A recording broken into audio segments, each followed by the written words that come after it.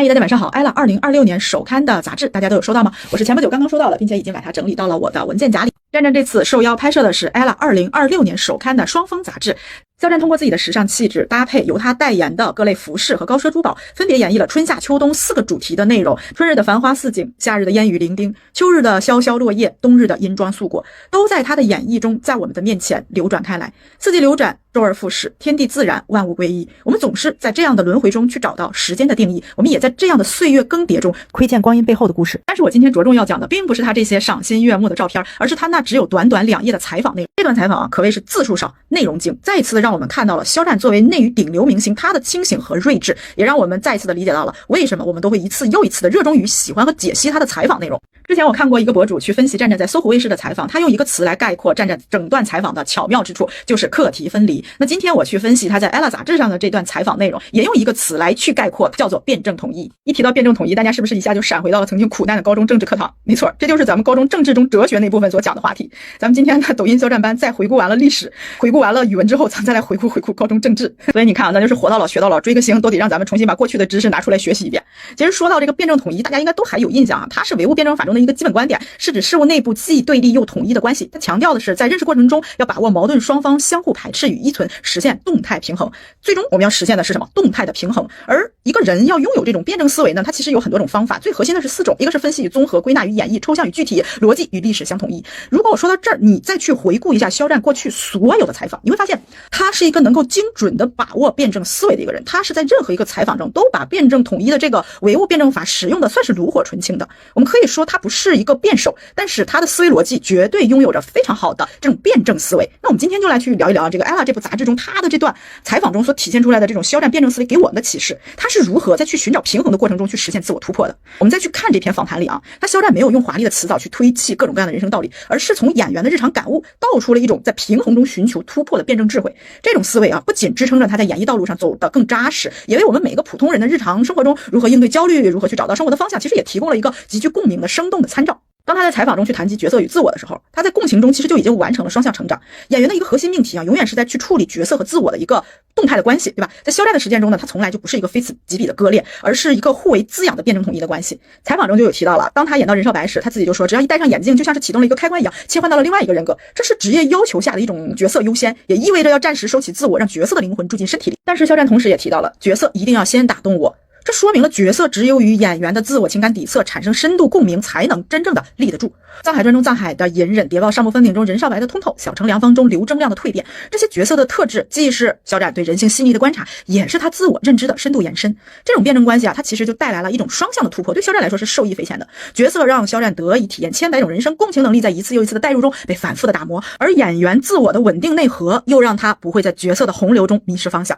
正如当肖战演了刘正亮之后啊，对父母拌嘴的这些小事儿，从最初的不可理喻逐渐转变为了很是享受啊，你来让我评评理，我就评评理。角色带来的理解反哺了现实生活的感知力，这让他更懂得平凡日常生活里的情感温度，而这些又会在下一步的作品中回馈到他的角色和作品身上。而这份启示呢，其实也给我们每一个人带来了不同的感悟。我们的社会身份和真实自我之间其实也没有必要非此即彼，职场的专业素养和生活中的松弛感也是可以找到一些微妙的共存空间。我们为人子女的责任和自我成长的需求呢，也是可以从中找到一些平衡的。其实战战的这段分享给我带来的很多的思考，也是能够照见到我的日常生活的。比如说我父母在几十年来他们的相处方式就是用争吵来去表达彼此的诉求和关爱的，虽然这样的方式我并不认可，但这的确是他们的相处方式。在很多年前我并不懂，我可能会去无意中去搅入他们之间的那种沟通模式，结果就变成了我去越劝越不好，最终2个人一起向我发难。随着年龄的增长，我似乎看到了我要去尊重每一个人在成长过程中不得已而为之所选的那些下策，而那个下策不应该成为我生命中的唯一答案。所以慢慢的我会发现，我愿意去尊重我父母那些看似于痛苦的那种纠结的方式，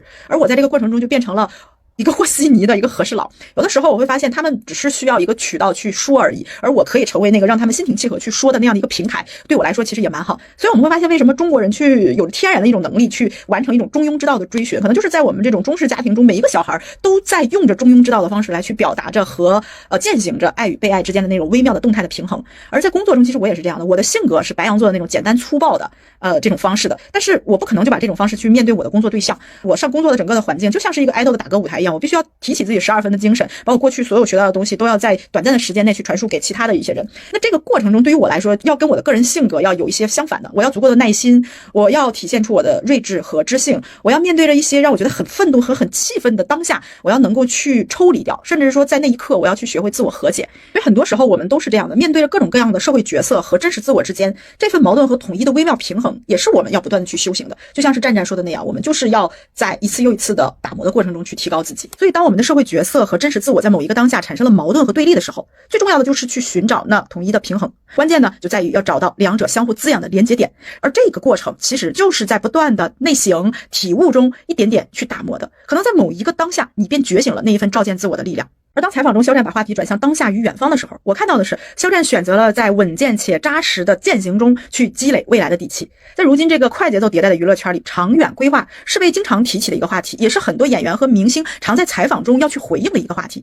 而肖战在这次采访中，他也回应了类似的话题，但是他的回应有点不一样，透着一种清醒的辩证思维。他说的是，我能保证的是我一定会做好当下，但是我不会想太远。我个人觉得这不是一种消极的走一步看一步，而是对当下与远方关系的深刻理解。他清醒地认识到了一个客观的真实的现象，或者说事物的本质就是未来具有着不确定性。他自己也说了，工作中常常会面临1年、2年甚至5年后的发展方向，他就懵了。但是他同时也说了，他明白当下的工作你做得很好，就能有一个稳定的状态。那我们大家可以想一下，这种能够持续的稳定的状态，就会保证肖战在未来拥有着较为有着确定性轮廓的一个结果。我个人觉得啊，战战的这一段的分享，就是我们在哲学中经常会提到的主观能动性和客观规律性的辩证统一关系。它很好的就论述了这个观点。我们在尊重客观规律的同时，也要在这个过程中不断的去发挥自己的主观能动性，从而利用规律，然后最终我们也是希望能够在这个过程中去创造更多的实践价值，对吧？我可以说肖战的这一段的分享，就把我们这一段晦涩难懂的哲学知识一下子就给我们普及化了啊，就是一下子让我们浅显的易懂的去了解到了。而我们经常说啊，辩证法你最终要去落地的是什么？就是去实践呀，你要真正的去做。而战战他就做的特别好，在这种认知的这种推进下，他就把精力呢是聚焦在了眼前的具体的事情上，看剧读剧本，把每一次认识人认识角色当成了一种新的旅行。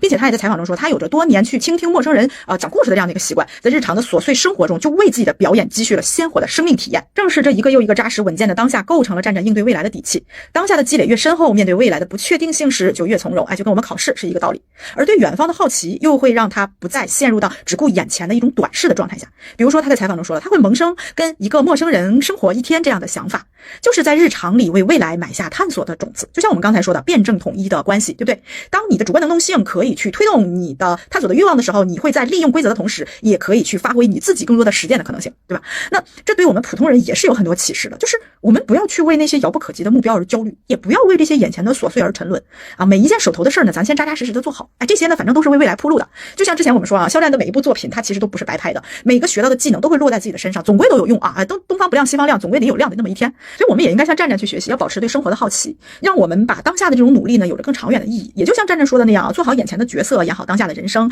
远方呢自然就会在这扎实的脚步中慢慢的就清晰起来了。下一个在采访中谈到的话题就略显深沉了，他谈到了生命的残酷与可爱。其实归根到底，他讲的就是我们要在接纳中去实现一种精神的和解。肖战对世界的认知总是带有着一种通透的辩证法的运用的力量，这里面就体现在他那句话中啊，他在采访中说到的，这个世界有美好的一面，但是它在美好的外表下潜藏着一个残酷的本质。我们可以说这句话他就通过最唯美的方式给我们讲述了一个最核心的事物本质。他看到了时空宏大下个体的渺小，也体会到了命运无常里的不可控。但是他紧接着又说啊，人类的情感是非常强大的，非常有力量，非常变幻莫测，这种情感使人类看起来很可爱。我觉得他后面的这句话让前面的那句话又更深了一层意义。他的这种认知不是非黑即白的评判，而是对事物复杂性的温柔的接纳。他承认残酷的必然性，就像他说的，这是历史的必然，人类的必经，但是也不放弃在残酷里去寻找可爱的温度。父母为小事拌嘴却乐此不疲的日常，让他读懂了每个人都有着自己证明感情的方式。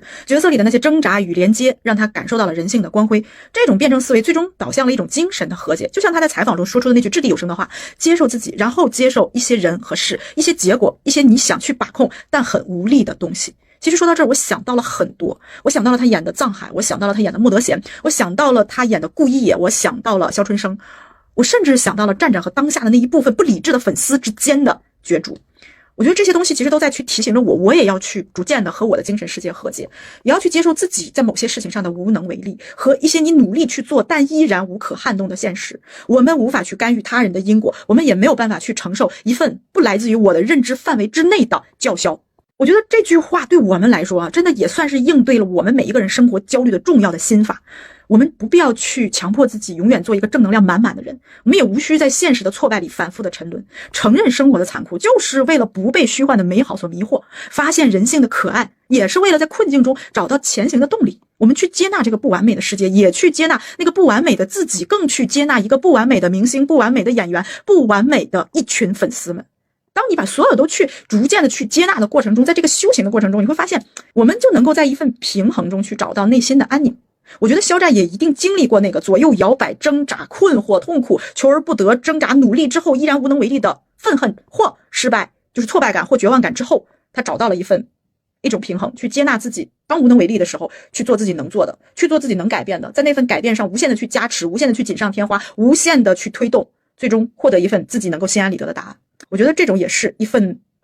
力量，或者说是一份了不起的清醒的认知。我们在认识生活了真相之后，我们依然还能够去选择热爱生活，我觉得这是极其需要勇气和强大的内心动力的一种状态。我觉得他做到了。而在采访的最后，他提到了一个更为具有探讨性的一个辩证统一的话题，就是限制与自由的关系。我觉得他给了我们一份答案，就是在破局中去拓展生命的边界。采访的开篇，他就描述了整个摄影棚的意象，就是限制与自由的辩证关系的一种生动的隐喻。当时的那份采访中就说到，演员被封闭在了一个容纳4季的梯形空间里，这种物理上的限制是显而易见的。但是肖战说，穿梭其中的本领让他意识到短暂进入到了一片开阔地。这种突破的思想不是去对抗限制，而是在限制中找到了自由的可能。当他能在炎热的天气里去表演发抖，在隆冬腊月里去努力冒汗，身体的适应能力已经突破了物理空间的边界。当他学会了汲取和拼凑时空，把不同季节的体验融入到角色中，职业的限制反而成了创造力的源泉。这最重要的就是这种突破带来了一种生命边界的拓展，从最初对空间错位的困惑，到后来主动在不同角色里去探索人性，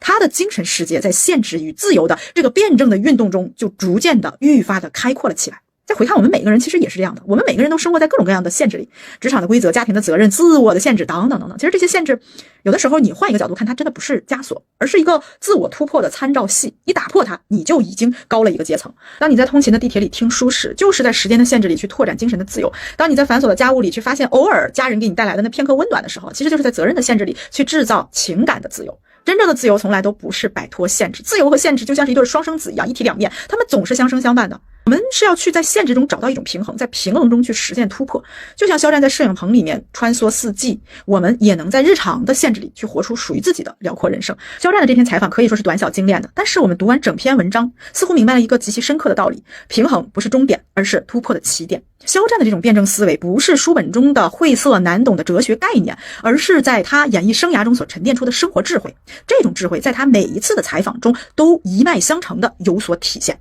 他告诉了我们，平衡不是静止的中庸，而是动态的调和，在角色与自我的共振里成长，在当下与远方的衔接里扎实，在残酷与可爱的接纳里和解，在限制与自由的破局中拓展。对我们每一个普通人而言，其实这也意味着不必去追求绝对的完美，而是要学会在矛盾中去寻找那个支点，不必去逃避现实的焦虑，而是要在平衡中去积攒突破的力量。就像战战在这篇采访中说的那样，没什么大不了的。这份从容其实不是说对困难的无视，而是来自于这种辩证关系的深刻的理解。所有的对立都蕴含着统一，所有的限制都孕育着自由，所有的平衡都指向着突破。其实这份来自于演员肖战的辩证思维的智慧，不仅是他演艺之路的底气，更是成为了我们每个人的人生心法。我们也可以努力的像他一样，在平衡中去积淀，在突破中生长，活成自己想要的那个样子。以上呢就是我今天和大家分享的内容美其名曰回顾一下我们高中知识，其实并不是，只是和大家就战战的一些采访去做简要的解析，以及我个人的一些感悟的和大家的交流。也欢迎我们的小伙伴们在评论区一起去分享战战在采访中有哪些话给你带来一些生活的启迪，让你走出了人生的困境，给你的未来指引了一些方向。我觉得他的这种辩证思维的力量可以给我们很多人去指点迷津，因为这个不仅仅是他生活的智慧，更是一种唯物辩证法的一种基本逻辑，也是让我们看透事物本质，同时推动我们的未来在实践中成正向发展趋势和态势的一种了不起的方法论。我也希望我们每个人能在这样的过程中去积淀属于自己的那一份可以帮助自己逐渐成长的那一份了不起的力量。最后也祝大家都能够在自己的人生道路上找到属于你的方法论，活成你想要的样子。OK， 这就是我们今天的全部的内容了，拜拜。